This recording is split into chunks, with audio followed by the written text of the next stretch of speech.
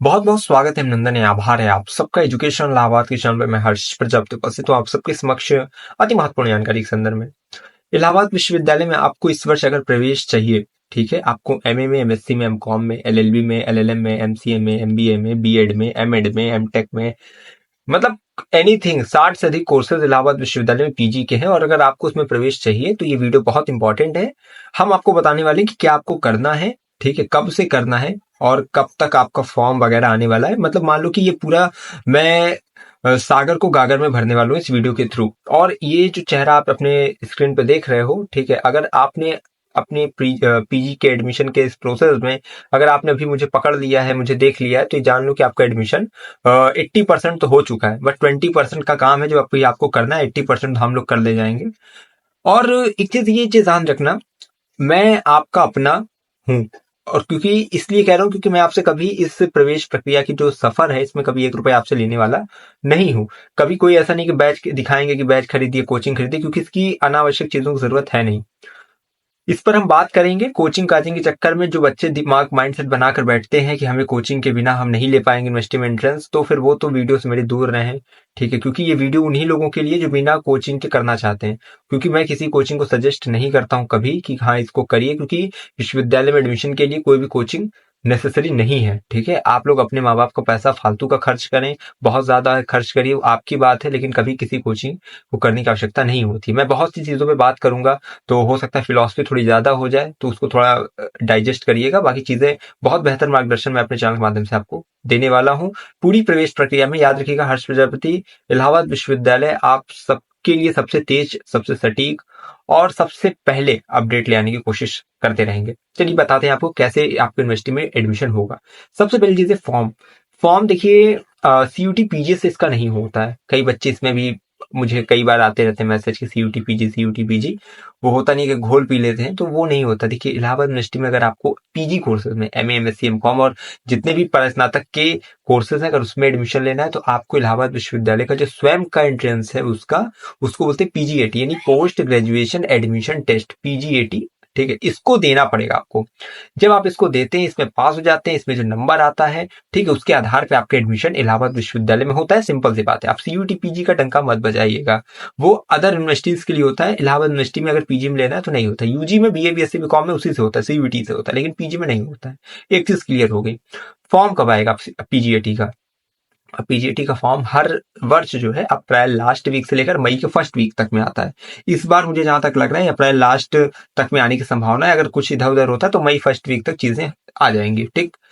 अप्रैल में फॉर्म, मान लीजिए अप्रैल मई की इसी लास्ट और फर्स्ट वीक में फॉर्म आ गया, और ये याद रखिएगा मई तक पूरा फॉर्म भराया जाता है, ठीक है। उसके बाद जून में एग्जाम कंडक्ट होता है फर्स्ट सेकंड वीक में, जुलाई में रिजल्ट आ जाता है फर्स्ट सेकंड वीक में, अगस्त में एडमिशन स्टार्ट हो जाता है फर्स्ट, यानी जुलाई लास्ट के ही वीक से स्टार्ट हो जाता है किसी किसी विषय का, लेकिन सबका अगर ओवरऑल देखा जाए तो अगस्त के फर्स्ट वीक में एडमिशन स्टार्ट होता है और उसके बाद सितंबर से आपकी क्लासेस चलने लगती हैं, ठीक है। ये पूरा प्रोसेस रहता है। अब इस पूरे प्रोसेस में इसको तो मैंने समराइज करके बता दिया, और वही बता पाएगा जिसका बेहतर, प्रगाढ़ और गूढ़ अनुभव है। अब आपको मैं बता रहा हूँ अब आपको करना क्या क्या है, सीढ़ियां क्या है, कहाँ पे आपको बहुत ठहर के कदम रखना पड़ेगा जिससे कि आप फिसले ना।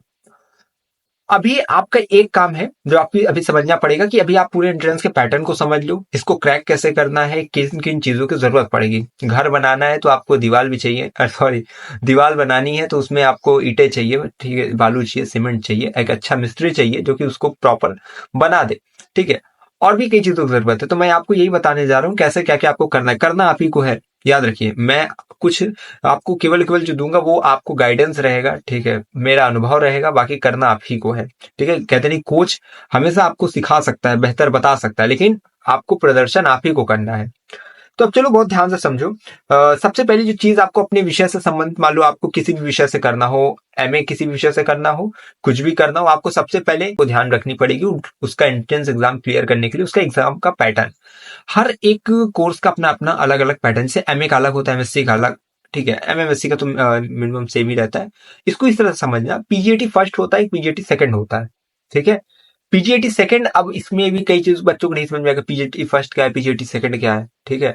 तो बहुत सी चीजें जो आपको धीरे धीरे समझ में आएगी, लेकिन हाँ, मैंने पिछले साल इस सब पे कई वीडियोस बनाई थी कि पीजीटी फर्स्ट क्या, पीजीटी सेकंड क्या है।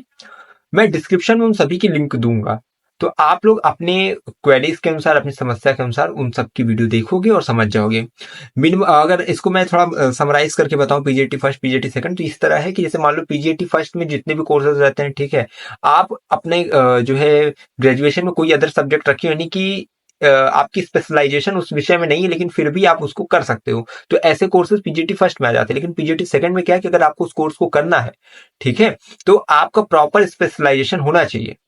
तो एमसीए जैसे आपको करना है तो आपको बीसीए होना चाहिए, एमबीए करना है तो आपको बीबी होना चाहिए, तो ये सब पीजीटी सेकंड में आ जाते हैं, ठीक है। और एमएससी के कई कोर्सेज ऐसे हैं जो स्पेशलाइजेशन मांगते हैं, एमए जैसे मास कम्युनिकेशन वगैरह है, ठीक है, तो वो सब एमबॉक वगैरह है, तो वो सब इधर आ जा, अच्छा एमबॉक वगैरह तो आईपीएस के कोर्सेज है, वो सब चीजें आपको समझनी पड़ेगी कि आईपीएस के कोर्सेज होते हैं, पीजीटी फर्स्ट होता है, पीजीटी सेकंड होता है। और ये सब चीजें ऐसा नहीं बहुत बड़ी है कि आप समझ ना पाए, चैनल पे पहले से अपलोडेड है पीजीटी की जो प्लेलिस्ट है, ठीक है, पीजी एंट्रेंस की, अगर आप उसको एक बार स्क्रॉल करिएगा, बैठे रहते हैं इधर उधर रील स्क्रॉल करते हैं, तो आप उस सबको स्क्रॉल करेंगे तो आपको अपनी हर एक समस्या का समाधान मिल भी जाएगा, ठीक है। तो एग्जाम का पैटर्न पहले क्लियर कर लेना। एमए वगैरह में क्या होता है, जैसे 100 क्वेश्चंस होते हैं, 50 आपके पार्ट ए से रहते हैं, 50 पार्ट बी से रहते हैं। पार्ट ए में कैसे क्वेश्चंस रहते हैं, GK GS Hindi English reasoning ये सबसे रिलेटेड रहते हैं। पार्ट बी में आपके विषय संबंधित रहते हैं, जिस विषय से आपको पीजी करना है उससे रहेंगे। अब एक चीज आपको क्लियर करना पड़ेगा, एंट्रेंस एग्जाम का पैटर्न, ठीक है, अभी इस वीडियो में मैं समझाऊंगा तो सब घुल मिलाकर आपको समझ में नहीं आएगा, क्योंकि बहुत से विषय के बच्चे देख रहे हैं इसको। डिस्क्रिप्शन में मैं हर एक सब्जेक्ट की लिंक दूंगा, वहां पे अगर आप क्लिक करोगे तो एग्जाम को पैटर्न उसका पता चलेगा, आपको सीट्स कितनी है उस विषय की, फीस कितनी है, ठीक है, और आपको और भी चीजें जैसे मैं बता दे रहा हूँ क्या क्या चीजें उसमें बताया जाता है।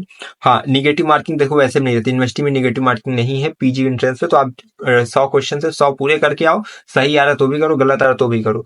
गैप ईयर का यहाँ पे डिडक्शन होता है, एक चीज समझ लीजिएगा। गैप ईयर का डिडक्शन मतलब ये कि मान लो आपने ग्रेजुएशन किया, उसके 1 साल तक आपने कोई कोर्स में आपने इनरोलमेंट नहीं करा, यानी कि एडमिशन नहीं लिया है आपने, यूजी करके पीजी करने में आपको 1 साल का गैप हो गया, 2 साल का गैप हो गया, तो यहाँ पे यूनिवर्सिटी क्या करती है, नंबर डिडक्ट करती है आपके एंट्रेंस एग्जाम में लाए गए नंबर में, ठीक है। मान लो 100 नंबर लाए हो तो अगर 1 साल का गैप है, ठीक है, 300 का एग्जामिनेशन है, उसमें से मान लो 150 नंबर लाए तो उसका 5% डिडक्ट हो जाएगा, 5% उसको अब उसको माइनस कर दिया जाएगा, उसके बाद जो नंबर बचा वही आपका एक्यूरेट नंबर होता है। 2 साल का गैप है तो 10% घटाएंगे, 3 साल का है तो 15%, 4 साल का है तो भी 15%, इससे ज्यादा है तो भी 15% ही नंबर आपका कटेगा। ये चीज ध्यान रखिएगा, मत परेशान होइएगा बार बार। तो गैप ये निगेटिव मार्किंग मैंने समझा दिया। सिलेबस अगर आपको नहीं समझ में आया तो जो वीडियो की लिंक डिस्क्रिप्शन में दूंगा ना आपके विषय की, तो उसी को क्लिक करोगे तो उसमें सिलेबस पता चल जाएगा, कट ऑफ उस विषय की, यानी कि कितने नंबर में उसमें admission main campus affiliated college में होता है वो समझ में आ जाएगा, और बुक्स कौन सी लेनी है, ठीक है, वो समझ में आएगा। एमबीए वाले बच्चे थोड़ा देख लेंगे, एमबीए के लिए तो एक मित्र है हमारे, उनकी भी एक वीडियो बनवा देंगे तो वो बेहतर आपको मार्गदर्शन देंगे। लेकिन अभी मैं बता रहा हूँ प्रिपरेशन, तो भी ये तो बता रहा हूँ कि सिलेबस वगैरह क्या क्या आपको डिस्क्रिप्शन में मिल रहा है, अभी मैं बता रहा हूँ प्रिपरेशन के लिए, तो बहुत ध्यान से थोड़ा सुनते जाइए, ठीक है। हाईएस्ट स्कोर उस विषय का कितना आपका जाता है वो पता चल जाएगा, seats, cut off, fees, books, exam pattern, ठीक है, उस विषय की, उस कोर्स की आपको डिस्क्रिप्शन में जो भी वीडियोस है उससे आपको हेल्प मिल जाएगी, ठीक। अब एक समझिए प्रिपरेशन के, तो सब चीजें बता दी मैंने क्या क्या कैसे कैसे करना है आपको, लेकिन अब प्रिपरेशन करेंगे कैसे। किसी भी कोचिंग में एनरोल्ड नहीं होना, पहली चीज मैं बता रहा हूँ।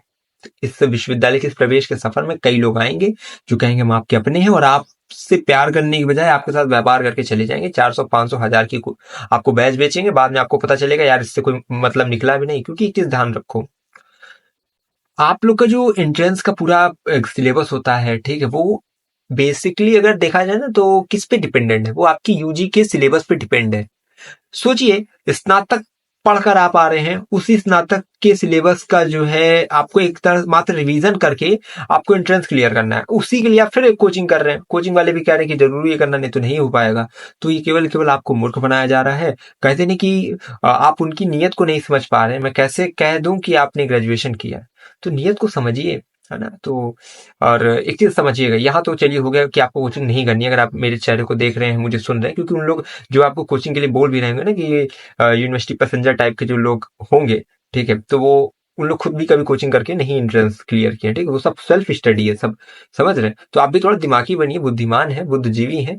तो आपको करना क्या है, पहली चीज आप लोग टेलीग्राम ज्वाइन करिए, वहां पे पार्ट ए का सिलेबस आपको पूरा मिल रहा है। पार्ट ए की बुक मैंने पूरी अवेलेबल कराई पीडीएफ, क्योंकि पूरी पूरी फ्री ऑफ कॉस्ट आपको सेवा तो करेंगे, ठीक है, निस्वार्थ भाव से पूरी सेवा है।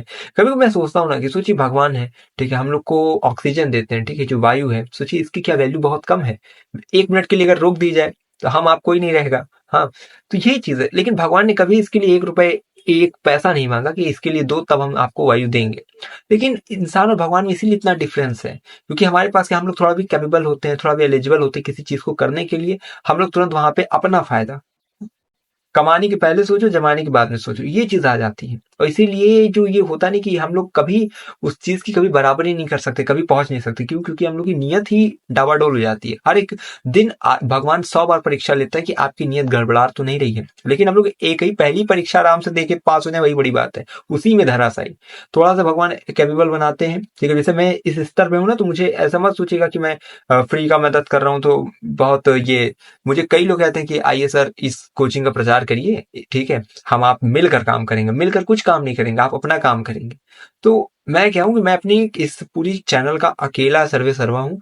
जो भी चीज आपको प्रोवाइड कराता हूँ, ये वीडियो बना रहा हूँ तो अकेले बनाऊंगा, एडिट करूंगा तो अकेले, इसका थंबनेल तो अकेले, टेलीग्राम को देख रहा हूँ तो अकेले, मतलब सब चीज मैं खुद कर रहा हूँ। मेरी कोई टीम नहीं है, क्योंकि मेरे विचार से किसी का विचार मिलता वैसे भी नहीं है। तो इसीलिए कह रहा हूँ, आप लोग थोड़ा दिमागी रहिए, ठीक। कोचिंग वोचिंग मत घुस जाइएगा, आराम से एंट्रेंस क्लियर हो जाएगा। करना क्या, पार्ट ए पार्ट बी को थोड़ा प्रिपेयर करना। पार्ट बी से यानी कि जो आपके ग्रेजुएशन में आपने किया है, उसी से ज्यादा आपके क्वेश्चन मजबूत और आपकी जो है एंट्रेंस में नंबर अच्छे आएंगे। पैटर्न समझ लेना, एग्जाम का डिस्क्रिप्शन में लिंक है। इसके बाद आप सबसे पहले पार्ट ए की बुक और पार्ट ए बी की बुक, ठीक है, चाहो तो मार्केट से जाके खरीद सकते हो। 400-500 तक में आपकी बुक मिल जाएगी, उसको ले लो। उसमें जो मॉडल पेपर मिलेंगे, क्वेश्चन पेपर मिलेंगे, उसी को तैयार कर लेना, आपका कल्याण हो जाएगा, एडमिशन हो जाएगा। याद रखना, अगर पार्ट बी पे फोकस करोगे तो एडमिशन आपका अच्छे से होगा। पार्ट ए क्या है ना कि जीके जीएस आता है, तो वो पिछली बार बहुत टफ लेवल का था, ठीक है, इसीलिए पिछले साल जो है जो है कट ऑफ बहुत लो गई थी, क्योंकि पेपर बहुत टफ आया था। किस लिए? क्योंकि पार्ट वन जो था वो बहुत हाई गया था। तो इसके लिए आपको प्रिपेयर करना पड़ेगा। GK GS, reasoning reasoning reasoning और करंट अफेयर। करंट अफेयर बहुत ज्यादा मायने रखता है आपके एडमिशन में। करंट अफेयर तैयार करिएगा अगर पार्टी में अच्छा नंबर बनाना है तो सबके लिए क्या है ना कि अब आपको पता करना पड़ेगा जाके मार्केट में, कटरा मार्केट में, इलाहाबाद में। और एक चीज याद रखना कि हम लोग कोशिश कर रहे हैं, अभी बुक आई नहीं है, अप्रैल लास्ट के बाद आएगी, यानी मई में तो आएगी। तो हम लोग कोशिश करेंगे कि ऐसे विषय जिनमें बहुत ज्यादा बच्चे इनरोल्ड होने वाले, जैसे एमएससी हो गया, एमए हो गया, कुछ कुछ जैसे एंशिएंट के, पॉलिटिकल के, ज्योग्राफी के, तो इन सब की बुक वगैरह हम लोग अपने पैसे से खरीद के दे देंगे, तो आप लोग का कल्याण हो जाएगा। जो बच्चे दूर के हैं, बाकी जो पास के हैं वो जरूर जाके खरीद लेंगे 400-500 रुपया में, ठीक है, आपका काम बन जाएगा। वरना बैच खरीदेंगे वो भी मूर्ख बना रहे, आप मूर्ख बनेंगे, माँ बाप को पैसा मत खराब करिए।